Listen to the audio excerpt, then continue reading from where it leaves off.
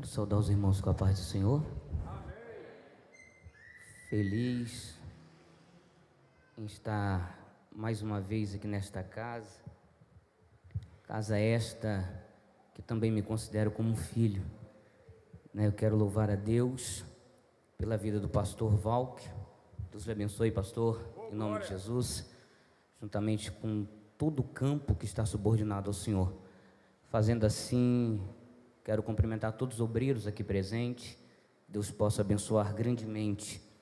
Quero louvar a Deus pela vida do meu tio Marquinhos. Deus abençoe, né? Foi o canal a qual Deus usou para que estivéssemos aqui na noite deste dia. Louvar a Deus, não posso deixar de louvar a Deus pela vida da minha esposa, que minhas filhas e meu filho estão nos assistindo pelas redes sociais, né? Uma grande intercessora do meu ministério, né? Quero louvar a Deus por ela. Trago também um abraço do meu pastor Álvaro, ali na congregação do Grande Campo do Jardim América, na cidade de Trindade, no setor Dona Iris 2. Louvar a Deus também por todos meus parentes, família Ramos em geral, que esteve presente aqui, que está presente aqui nesta noite, né, nos prestigiando. Sinto-me honrado pela presença de todos aqui presentes. Queria que os irmãos abrissem as vossas Bíblias, aqueles que trouxeram, livro dos Hebreus, capítulo 12. É o tema proposto por esse grande congresso, né? Que Deus também possa estar abençoando toda a liderança da juventude, da sede, de todo o campo de Nova Brasília. Hebreus, capítulo 12, o versículo 1 e o 2. Aqueles que trouxeram sua Bíblia, todos encontraram? Amém? Eu estarei lendo a versão a qual estarei lendo, é a versão King James. Talvez a versão a qual está em suas mãos seja um pouquinho diferente, mas está dizendo no final a mesma coisa. O texto diz assim: portanto, também nós, considerando que estamos rodeados por tão grande nuvem de testemunhas, desembaracemo-nos de tudo que nos atrapalha e do pecado que nos envolve, e corramos com perseverança a corrida que nos está proposta, olhando fixamente para o autor e consumador da fé, Jesus, o qual, por causa do júbilo que lhe fora proposto, suportou a cruz, desprezando a vergonha, e assentou-se à direita do trono de Deus. Amém? Podeis assentar, mas assenta-se no seu lugar, glorificando o eterno, aquele que é digno de toda a honra e de toda a glória.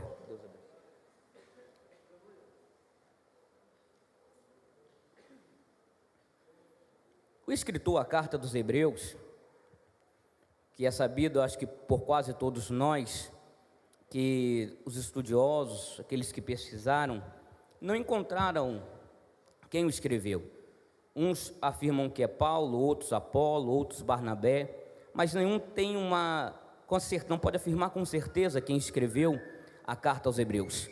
Mas o que me chama a atenção, quando eu estava estudando sobre o tema proposto, né, meu tio Marquinhos mandou a mensagem e disse a qual seria o tema, e eu fui estudar um pouquinho sobre a carta escrita aos crentes, chamada Epístola aos Hebreus. E quando nós olhamos, estudamos e adentramos dentro das Sagradas Escrituras, nós vemos alguns pontos ao qual fez o escritor escrever essa carta. Se nós pararmos, por exemplo, e olharmos para o capítulo 5, o versículo 11 até o 14, olha o que o escritor vai dizer. Quanto a isso, temos muito que ensinar, assunto difícil de explicar, especialmente porque vos tornastes indolentes para aprender. Apesar de que a essa altura já deveis ser mestre, ainda estás precisando de alguém que vos instrua, mais uma vez, quanto aos princípios elementares da palavra de Deus. Voltastes a necessitar de leite, quando já devias estar recebendo alimento sólido. Ora, quem precisa alimentar-se de leite ainda é criança e não tem experiência no ensino da justiça. No entanto, o alimento sólido é para os adultos, os quais, pelo exercício constante da fé, tornaram-se capazes de discernir tanto bem quanto o mal. O que é que estava acontecendo com aqueles crentes? Aqueles crentes já haviam sido instruídos, já tinha alguns deles experimentado até mesmo a pessoa de Jesus Cristo, e agora, com o passar do tempo, parecia que eles tinham esquecido de tudo aquilo que havia aprendido, de tudo aquilo que os apóstolos, tudo aquilo que os bispos da época ensinaram a eles. O escritor aos Hebreus escreve: olha, estou escrevendo a vocês, porque hoje, pelo tempo que tem do ensino que vocês aprenderam, vocês eram para ser mestre, mas é necessário que vos ensine novamente. Estou tendo que começar tudo de novo. Ao invés de estar comendo alimento sólido, agora vocês estão tendo que voltar a tomar leite, voltaram a ser bebê na fé. Esse era um dos problemas dos crentes hebreus, que viviam uma experiência com Deus, mas queria voltar a ser bebê, não queria tomar a posição de maduro, de crente maduro na fé, para viver na essência o que Deus tinha guardado para todos eles. Se nós pararmos para pensar e olharmos para a situação a qual nós estamos vivendo nos nossos dias, os crentes não estão querendo alimentar de alimento sólido, não estão querendo descer nas profundezas das águas para nadar nas águas do Espírito, mas ainda continuam a querer beber leite. Ei, Deus está nos convidando nesta noite a voltarmos a querer nos alimentar de alimento sólido, a deixarmos de querer se beber na fé e colocarmos posição de crentes maduros para receber o que Deus tem para cada um de nós. Louvado seja o nome do Senhor. Agora escuta, segundo alguns historiadores, essa carta ela foi escrita no ano de 67 ao 69 depois de Cristo, e era justamente um período que a igreja estava passando perseguição essa que o próprio escritor, no capítulo 10, o versículo 32 até o 29, eu não vou ler para poder ganhar tempo, ele vai falar sobre essa perseguição, e justamente ela antecede alguns anos antes da grande destruição de Jerusalém. Quando é que foi essa grande destruição de Jerusalém? Quando o general Tito Vespasiano, no ano 70 depois de Cristo, invade Jerusalém e destrói o templo, mata muitos judeus. Grande parte dos judeus tiveram que fugir para que não fossem mortos pelo Tito Vespasiano. O próprio Jesus, quando ele esteve aqui caminhando sobre a terra, ele profetizou sobre o que aconteceria em Israel.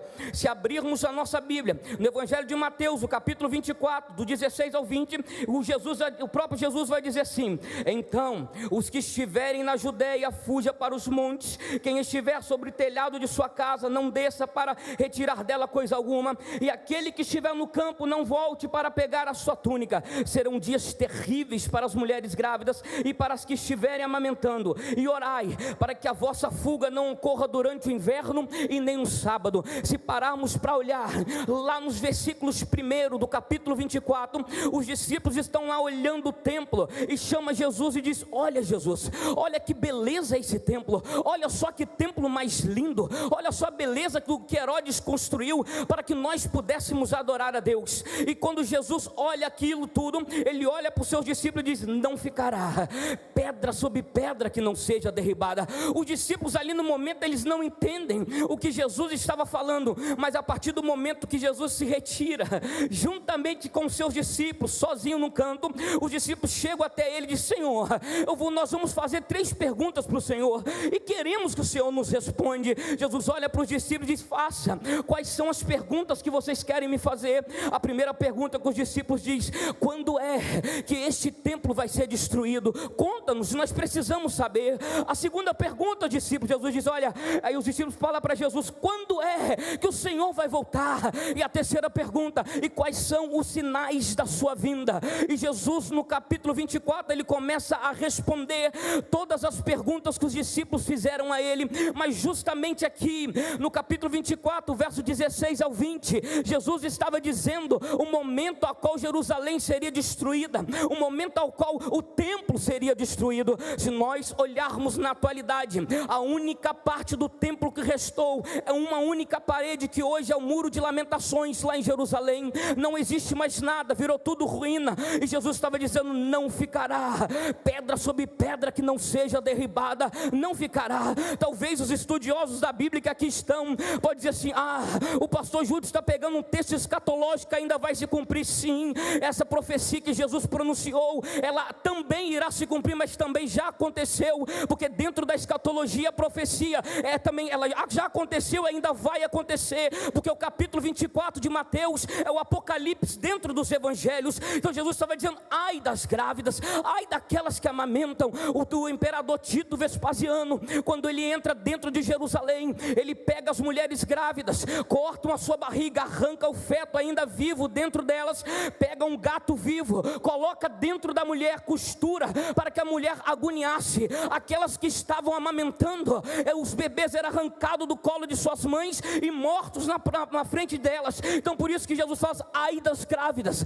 ai daquelas que amamentam. Olha, que a sua fuga não seja no sábado nem no inverno, porque nós sabemos que os judeus guardavam o sábado. Então Jesus estava preparando o povo para aquilo que ia acontecer. E justamente alguns anos antes, 2, 3 anos no máximo, de isso tudo acontecer, o escritor aos Hebreus escreve dizendo: olha, eu sei que vocês estão passando por grande tribulação, eu sei que vocês estão passando por grande luta, eu sei que a dificuldade está tamanha, mas guarde a tua fé, aguarde mais um pouquinho, que a vitória está chegando, a libertação está chegando. Eu não vos abandonei, aleluia.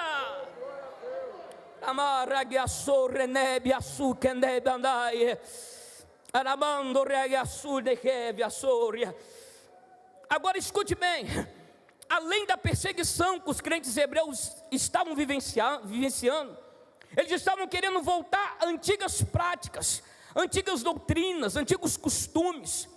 Porque quando passa-se um período em que eles já tinham uma pouca experiência com Deus, experiência essa que segundo os escritores poderiam ser mestre, após passar esse período, eles olham para o templo, que ainda não tinha sido destruído, seria destruído alguns anos à frente. Eles olham para o templo e relembram dos sacrifícios levíticos no templo. E quando eles olham para o templo, eles sentem saudade de retroceder. Quando eles olham para o templo, eles sentem saudade de voltar a cultuar a Deus lá no templo, segundo a lei levítica. Eles olham para Jesus. A tradição judaica vai nos dizer que os judeus mais tradicionais olharam para Jesus e disseram: esse aí não é o Filho de Deus, é apenas um anjo que desceu, ele não é o Cristo, é um anjo que veio trazer revelações do céu para as nossas vidas. E o escritor aos Hebreus, com muito carinho, com muito cuidado, ele vai escrever, rebatendo sobre essa crença, dizendo: portanto, no capítulo 1, do verso 5 ao 8, portanto, a qual dos anjos Deus fez alguma afirmação? Tu és o meu filho, e hoje te gerei, e outra vez lhe serei pai, e tu me serás filho. E o escritor está dizendo: por um acaso Deus falou com algum anjo que era pai dele? Por um acaso, quando Jesus esteve batizando nas águas, a voz que se ouviu foi revelar que Jesus era um anjo? Não, a voz que se ouviu diz assim: esse é meu filho amado em quem me comprazo. Isso era a prova de que ele não era apenas um anjo, mas era o Filho de Deus que tinha vindo para morrer por mim e por você, para que hoje estivéssemos a liberdade de estar aqui glorificando e sentindo a presença do Eterno. Aleluia. O escritor ele vai começar a debater algumas heresias mais que estavam acontecendo. Como eu disse, eles estavam sentindo saudade dos sacrifícios levíticos. Posso eu abrir aqui um parênteses? Quantos de nós estamos aqui na caminhada com Cristo e sentimos saudade de práticas do mundanismo? Sentimos saudades de práticas que outrora praticamos. Sentimos saudades e olhamos para trás, parece até que nós estamos como aquele povo que saiu lá do Egito escravo, olhando para o maná que Deus tinha mandado, olhando para cordonizes e sentindo saudade da cebola. Nós estamos querendo voltar para práticas antigas, práticas do mundanismo, mas aí o escritor vem fortalecendo e diz: ei, as práticas que se faziam lá no templo, que os sacerdotes faziam, não é nada com aquilo que Jesus veio fazer aqui na terra.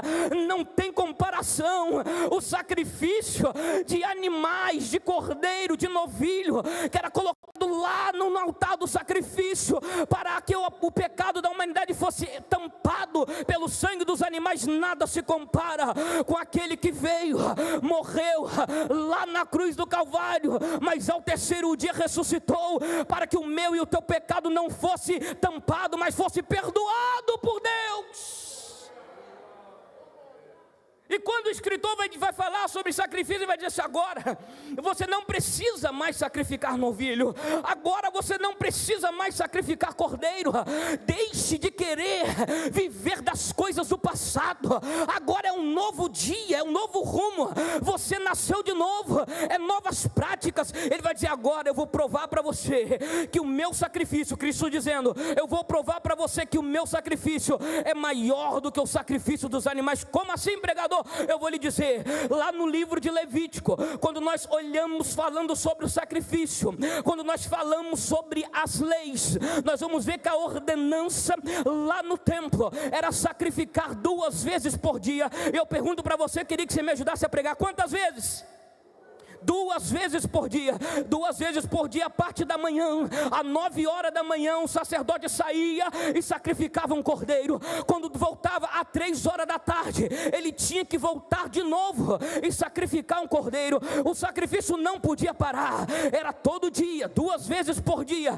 Mas aí, quando eu olho o evangelista Marcos, João Marcos, aquele que andou com Paulo, quando Pedro está lá na prisão, Pedro chama ele e começa a contar tudo aquilo que ele tinha vivido com Jesus, e João Marcos começa a escrever, e ele escreve assim no capítulo 15, a partir do verso 27 até o 39, se não falha a memória, ele vai escrever assim: olha, Jesus foi pego e pendurado no Calvário, pregaram ele na cruz, e quando ergueram a cruz, era 9 horas da manhã, era o horário do primeiro sacrifício, o primeiro sacrifício lá em Levítico, Jesus estava pendurado na cruz, no horário do primeiro sacrifício.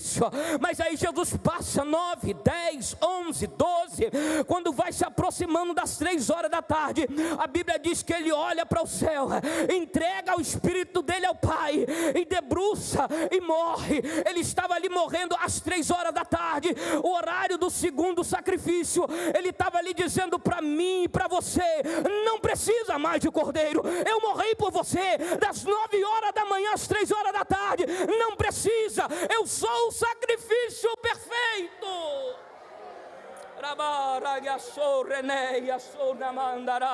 Você pode levantar sua mão e adorar por esse sacrifício perfeito.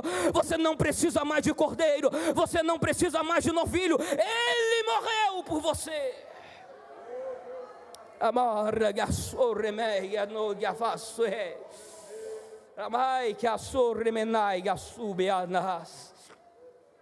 Aleluia.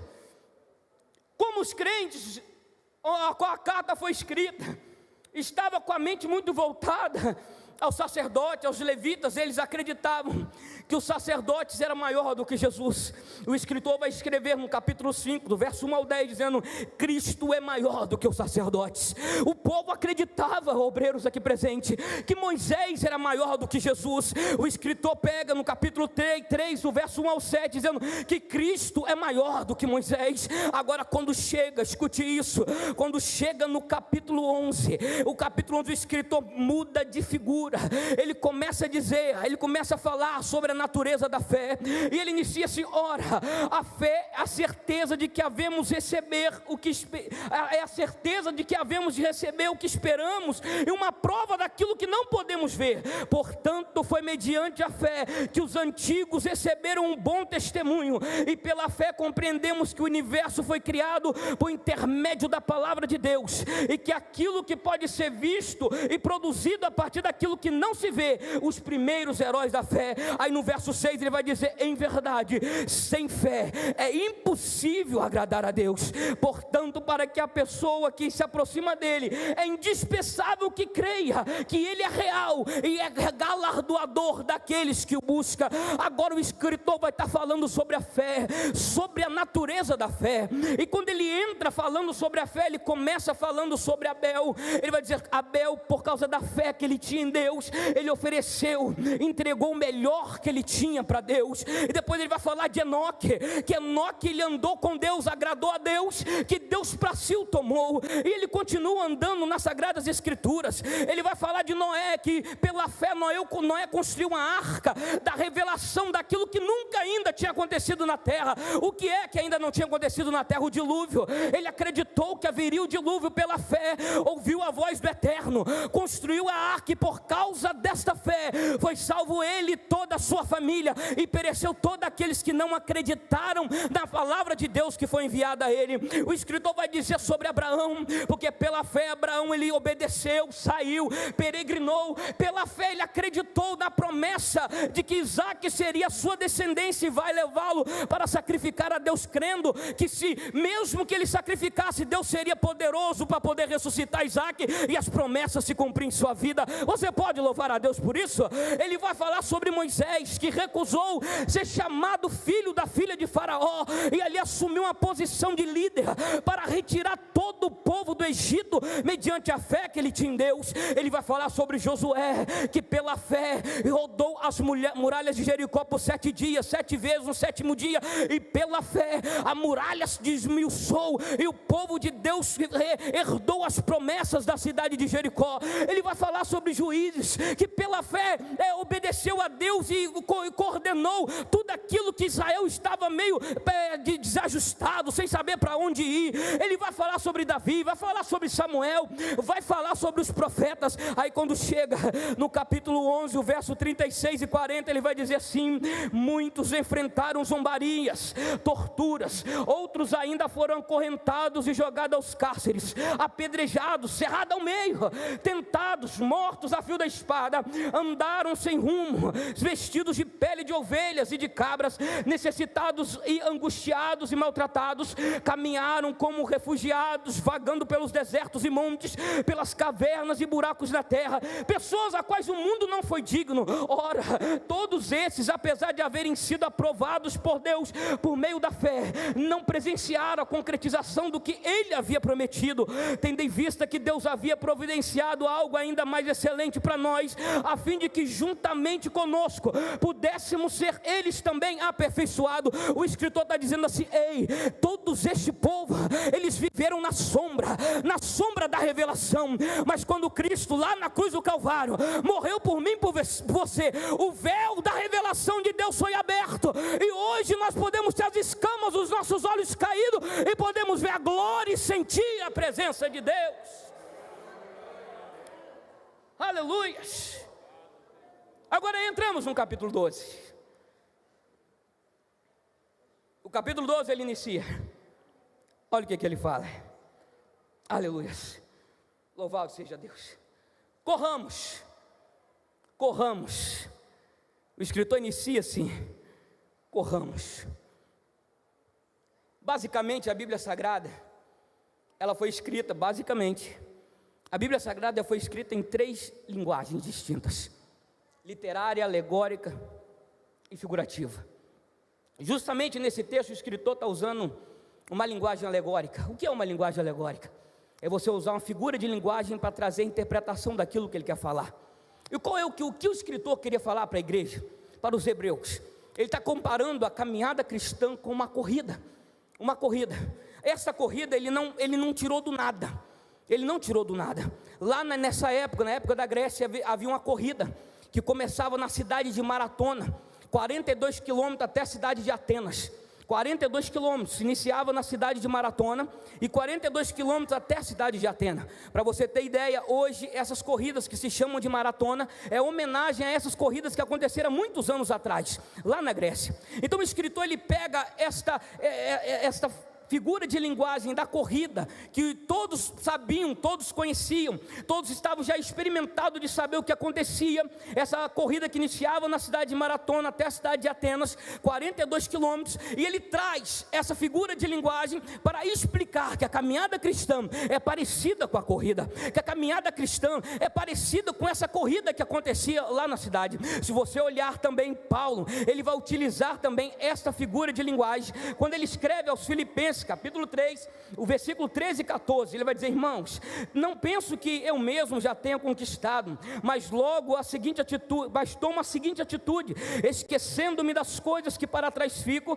avançando-me para as que estão diante de mim, apresso-me em direção ao alvo, a fim de ganhar o prêmio da vocação celestial que está em Cristo Jesus. Então Paulo também pega justamente essa figura de linguagem e usa quando ele escreve aos crentes que estavam lá na cidade de Filipe. Mas vamos voltar aqui para os hebreus. Mas quando o escritor aos hebreus, ele olha e utiliza essa figura de linguagem, traz à minha mente, quando eu olho para esse texto, olhando a figura de linguagem ao qual o escritor expressa a caminhada cristã, eu divido essa corrida em 3 partes. Quais são as 3 partes? A corrida normalmente ela tem um início, ela tem um meio e ela tem um fim.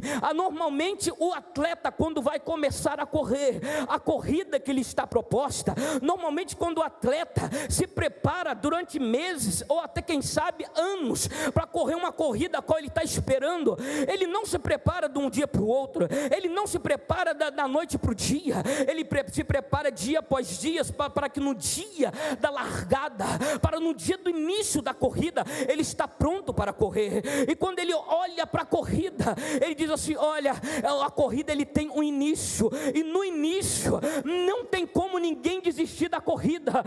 Por que, pastor Júlio, que não tem como ninguém desistir da corrida? Porque você está preparado para começar a correr, você está com todo vapor, com todo gás, vestiu todas as vestimentas necessárias para começar a correr. Se você olhar dentro da Bíblia Sagrada, a igreja de Éfeso, no livro de Atos, no capítulo 19, quando ela inicia a sua caminhada, quando a igreja de Éfeso inicia, ela começa no fogo. Como é que começa no fogo? Paulo encontra alguns crentes lá na cidade de Éfeso, e ele começa a dialogar com esses crentes, pergunta: vocês conhecem o Espírito Santo? Não, nós não conhecemos. Mas o que vocês conhecem? Nós só conhecemos o batismo de João, apenas somos batizados nas águas. Mas aí Paulo: então vem cá que vocês vão conhecer esse Espírito Santo, vem cá. Paulo levanta as mãos e na mesma hora aqueles crentes é batizado com o Espírito Santo e com fogo. A igreja de Éfeso inicia com fogo, inicia-se animada, ninguém para na corrida no início. No início está todo mundo empolgado. Você já viu um crente novo convertido? Ele é até mais crente do que você que já tem anos e anos na igreja, porque ele está com fogo aceso dentro dele, ele quer estar todo dia em todos os cultos, ele quer adorar a Deus com um coração rasgado diante do Senhor, justamente porque está no início. Mas por outro lado, se nós olharmos para o final da corrida, ninguém também desiste no final, porque no final você está vendo a linha de chegada. Por mais cansado que você esteja, por mais agoniado que você esteja, por mais exausto que você esteja, você vai estar vendo a linha de chegada bem lá na frente e dizer: eu vou conseguir, está difícil, mas eu vou conseguir, está doendo, mas eu vou conseguir, eu já estou com cãibra na perna, mas eu vou conseguir, porque a linha de chegada está logo ali. Você vai ver quando Paulo escreve a Timóteo: combati o bom combate, acabei a carreira, guardei a corrida, perseverei a fé, agora me está reservada a coroa da justiça, que o Senhor, justo juiz, me concederá naquele dia, não somente a mim, mas certamente todos que amarem a vinda. Essa foi as recomendações finais de Paulo para Timóteo, porque ele não estava no início, ele já estava no final, olhando a linha de chegada. Ei, não pare, a linha de chegada está logo ali. Não desanime na tua corrida cristã, porque Jesus está te esperando na linha de chegada. Agora escuta, qual é o ponto crucial da corrida? Eu falei que no início ninguém desiste, porque está preparado para correr. No final também ninguém desiste, porque está vendo a linha de chegada. Por mais dificultoso que seja a caminhada, mas está na linha de chegada. Agora o problema é estar no meio. O problema é estar no meio. O ponto crucial da caminhada cristã é estar no meio, porque no meio nós estamos cansados. No meio, se você olhar para trás, a mesma distância que tem para você voltar lá no início, é a distância que você vai percorrer para terminar. Se nós olharmos o Evangelho de Mateus, no capítulo 14, o verso 24, ele vai dizer assim, que os discípulos entram dentro do barco, Jesus ordena que eles entrem e atravessem o mar de Genezaré, ou conhecido como o mar da Galileia, e quando eles entram dentro do barco, eles não queriam, mas Jesus pressiona para que eles entrassem e atravessassem. Olha, atravessem, porque eu vou encontrar vocês lá do outro lado. Eu vou encontrar vocês, fica calmo, mas atravesse. Mas a Bíblia diz que quando esses discípulos num barco começam a sua corrida, a sua caminhada, e justamente no meio do trajeto, eles encontram vento contrário, encontram dificuldades, não conseguem seguir adiante, porque estava justamente no meio.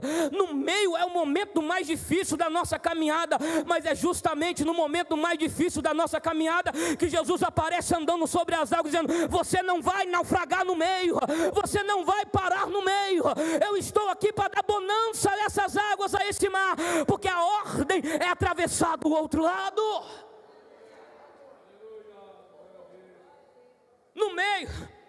No meio a igreja de Éfeso começou a manquejar. Paulo escreve aos crentes em Éfeso, no capítulo 5, ao verso 14, diz assim: olha, despertai vós, tu que dorme, porque você está no meio de um povo que está morto. A igreja de Éfeso estava dormindo em meio de um povo que já estava morto pelo pecado, morto pelo paganismo. E Paulo escreve esta carta à igreja de Éfeso: desperta, ó tu que dormes, porque Cristo te resplandecerá. E quando nós olhamos um pouco mais a fundo, Apocalipse capítulo 2, do verso 3 e 4, ele vai dizer assim: ei anjo, olha, pega aí, me escreve, manda entregar à igreja de Éfeso. O que é para escrever, Senhor? Escreve assim: olha, venho contra ti, porque deixaste o primeiro amor. Você está no meio, não tem mais aquele ânimo de voltar a caminhar com Deus, não tem mais aquele ânimo de cultuar com o coração rasgado diante do Senhor, não tem mais ânimo de caminhar para a casa do Senhor dizendo: eu vou adorar, eu vou receber de Deus. Ei, mas em nome de Jesus Cristo eu quero profetizar, levante a mão por favor, eu quero profetizar na tua vida: você não vai morrer no meio dessa caminhada, né? No meio dela Deus vai se revelar para você, dizendo: caminhe.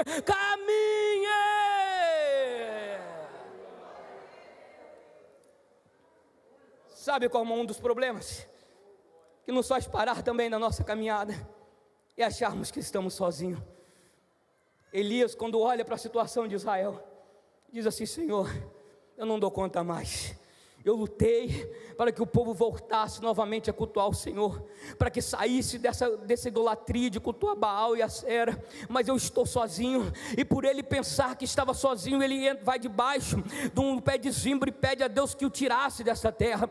Deus manda um anjo, desperta eles: ei Elias, levanta, come, bebe, porque a tua jornada não para aqui. Mas como assim, se eu estou sozinho? Não, você não está sozinho, tem 7.000 ainda que não se dobraram, tem 7.000 ainda lá em Israel que ainda continua temente. Ei, eu quero falar para você nessa noite: você não está sozinho. Por mais que o mundanismo tenha tentado sufocar a igreja de Deus no nosso século, você não está sozinho. Se coloque de pé, que Deus irá te alimentar para continuar nessa jornada, nesta caminhada, para fazer a diferença na sua geração.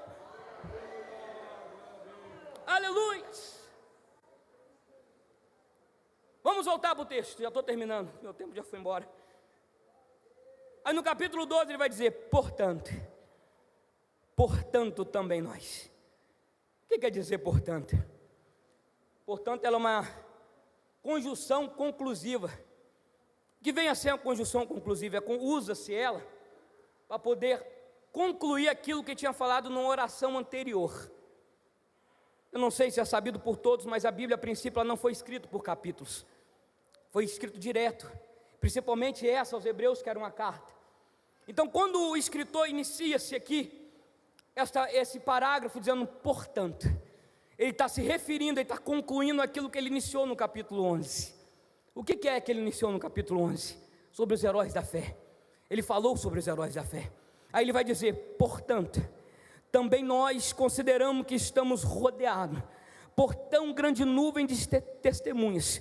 Quando ele diz assim, essa tão grande nuvem de testemunhas, ele está se referindo nada mais, nada menos aos heróis da fé do capítulo 11, a todos aqueles que morreram sem conhecer a revelação de Cristo. Ele está dizendo assim: olha, nós estamos rodeados por tão grande nuvem de testemunha. O que é que o escritor estava dizendo? Deixa eu lhe dizer, esta corrida que iniciava em Atenas, iniciava em Maratona e terminava em Atenas, em Atenas, ela terminava no grande anfiteatro, e lá dentro do anfiteatro, uma multidão de pessoas esperavam os corredores chegar, para ver quem é que chegaria primeiro, quem é que ganharia aquela maratona. Então quando o escritor vai dizer, estamos rodeados por tão grandes nuvens de testemunha, ele está dizendo para mim e para você, ei, existe uma torcida por nós, existe um povo que está esperando nós encontrarmos lá no céu, e dizer, olha, nós chegamos aqui por algo que nós ainda não tínhamos entendido, mas conta-nos a nós como é essa revelação de Cristo.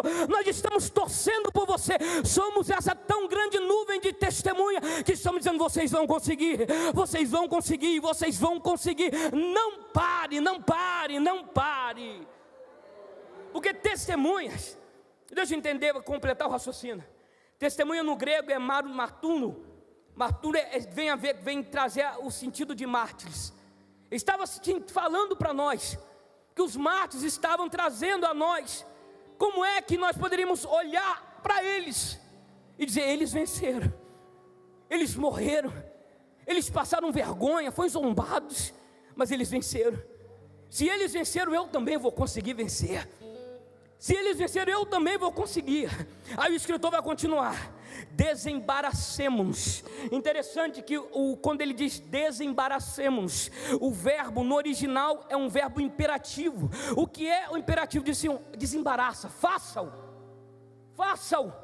É como se fosse uma ordenança. Como é que é desembaraçar? Escute, ele vai dizer, desembaracemos de tudo que nos atrapalha. Desembaracemos-nos de tudo que nos atrapalha na nossa caminhada.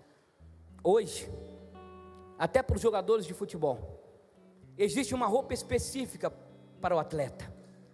Você não joga bola com qualquer roupa, tem uma roupa específica, para que o desempenho do atleta seja melhor do que aquele que ele tivesse com qualquer outra roupa. Na corrida que acontecia lá, o corredor corria quase que pelado. Por quê? Porque quanto mais pesado ele estivesse, mais difícil era para conseguir correr. O escritor olha para tudo isso e diz, olha, desembaracemos de tudo que nos atrapalha. Só que às vezes nós achamos, principalmente nós jovens, agora eu quero me direcionar à mocidade, que o que nos atrapalha é apenas pecado. Mas o escritor vai dizer assim, desembaracemos de tudo que nos atrapalha e do pecado. Então existem duas coisas que nos atrapalham. Não é só o pecado. E o que é que pode ser um embaraço para a minha vida? O que é que pode ser um embaraço para a tua vida? Eu vou contar para você um testemunho da minha filha. Lá em casa nós temos o costume de fazer o culto doméstico. E um certo dia, nós fazendo o culto doméstico, cada dia eu falava para um dos meus filhos que fizesse oração. Eu tenho uma moça que vai completar 14 anos, uma menina de 10, um rapazinho de 5 e a neném de 1 ano e 7 meses. Cada vez uma delas fazia oração.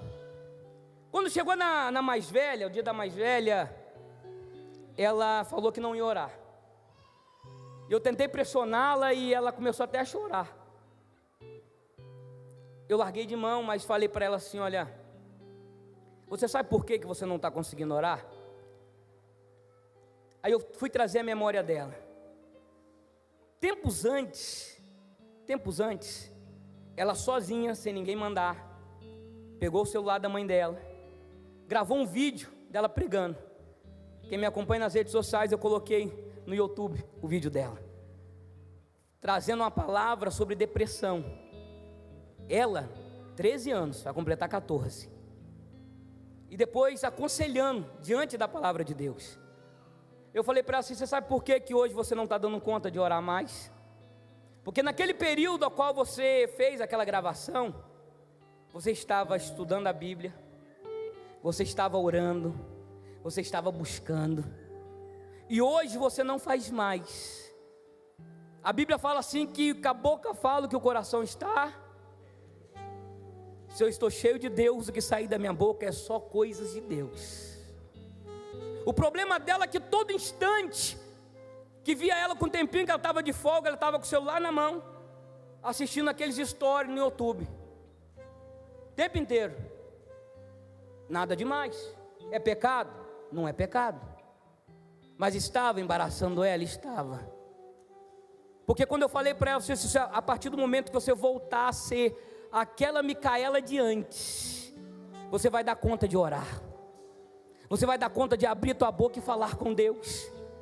Passou-se os dias, eu não mais conversei com ela. Mas um dia eu cheguei e falei assim: agora hoje é dia de você orar, minha filha. Ela mais que depressa fez a oração. Passou-se um tempinho mais, alguns dias, eu precisei pegar o celular dela. Fui procurar o aplicativo do YouTube. Não tinha no celular. Ela tinha apagado o aplicativo YouTube do celular dela, sem nem eu mesmo mandar ela apagar. É o que o escritor está dizendo: desembaraça das coisas que está impedindo você caminhar. Porque o pecado é fácil você olhar para ele e dizer: isso aqui é pecado, eu não vou fazer.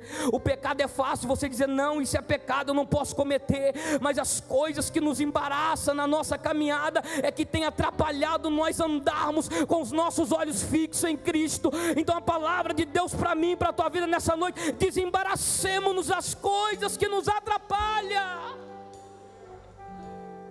Você pode colocar sobre os pés, estou terminando. Aí ele diz: olha fixamente. Para quem? Para Cristo, autor e consumador da fé. É o pioneiro, a fé iniciou nele. E é ele que aperfeiçoou essa fé. Mas o mais interessante dessa corrida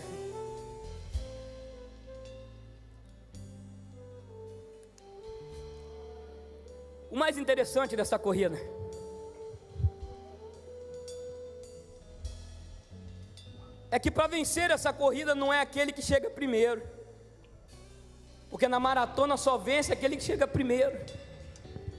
O pódio só tem lugar para no máximo 5 pessoas. Mas essa corrida não é vencedor quem chega primeiro. Quem é o vencedor? É quem chega. Aquele que para no meio do caminho não vence. Aquele que para no meio da sua caminhada é um derrotado. Mas aquele que continua apesar das dificuldades, esse sim vai vencer. Olha o que a Bíblia diz, Apocalipse 21, 7. O vencedor herdará todas essas bênçãos, e eu serei o seu Deus, e ele será o meu filho. Tiago capítulo 5, 11 diz: eis que consideramos bem-aventurado todos quanto demonstrarem fé ao atravessar as muitas aflições. Tendes ouvido falar a respeito da paciência de Jó, e bem sabeis que a solução final o Senhor lhe proporcionou. Ora, o Senhor é pleno de compaixão e de misericórdia. Ei, o que Deus quer de você não é que você pare no meio dessa caminhada. O que Deus está esperando de você não é que você morra aí onde você está, achando que vai morrer, porque nessa noite Ele está te fortalecendo, dizer: caminhe um pouco mais, olhe para o alvo que é Cristo. Mateus 24, 13 vai dizer: aquele porém que continua firme até o final, é até o final, esse será salvo. Aí o mesmo escritor aos Hebreus vai completar dizendo: desejamos contudo que cada um de vós demonstre o mesmo esforço dedicado até o fim, o mesmo esforço dedicado até o fim, para que tenhais a plena certeza da esperança, de maneira que não vos torneis negligentes, mas imiteis aquele que por intermédio da fé e da longanimidade receberam a herança prometida. A promessa de Deus é imutável. Se você permanecer fiel, a promessa de Deus é imutável. Não pare no meio da tua caminhada. Eu queria que você fechasse seus olhos.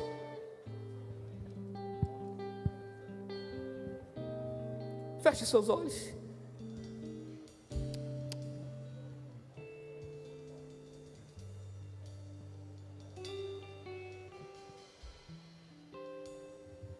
Ninguém é super-homem, Deus não te fez de aço. Não leve em teus Eu quero fazer um convite ainda que Ele te deixou. para você que acha que você está desviado. Satanás até colocou isso na sua mente. Mas você não está desviado, você só parou no meio da caminhada. É a realidade para chegar. E o convite que eu quero te fazer é vir aqui à frente, porque Deus quer renovar as forças. O inimigo luta pra Ele não te chamou para você morrer no meio do caminho. Ele não te chamou para você fraquejar e achar que está tudo perdido, que Ele não te ama mais. Ele está provando para você hoje. O peso da tribulação dizendo assim: você não está só. Você não está só. Eu estou caminhando do seu lado. Eu sou o alvo ao qual você precisa enxergar. Não abandone a tua cruz no meio do caminho. A sua cruz. Ele está te convidando a pegue a tua cruz de novo nesta noite. Deus um dia calculou. Ele conhece a força e a fraqueza de um pecador. No Calvário declarou. Ele está te convidando. Com o sangue de sai do teu lugar, venha reatar sua aliança para com o Ele. mundo seu valor. Não despreze a sua cruz. A renúncia é o braço de equilíbrio para você. Hoje você não entende, mas um dia irá saber que as pegadas de Jesus são o mapa do tesouro dele. Tem recompensa pra você. Tá doendo a caminhada, mas permanece perseverante. A cruz está pesada, mas não largue ela, continue caminhando. O inimigo luta pra você deixar a cruz. Sem ela ele sabe você que você negou Jesus. Tem parar na sua caminhada. O peso da tribulação. Mas nessa noite Deus está dizendo: não para. Pra comparar. Eu estou te fortalecendo. Com o peso eu da glória que a o vitória é para quem continua, vai revelar. Para quem persiste, é para quem tem perseverança. Não despreze a sua cruz. Eu quero orar por você. Ela tem sua medida. Deus um dia calculou. Ele conhece a força e a fraqueza de um pecador. No Calvário declarou. Com o sangue de Jesus para o mundo seu valor. Não despreze a sua cruz. A renúncia é um braço de equilíbrio para você. Hoje você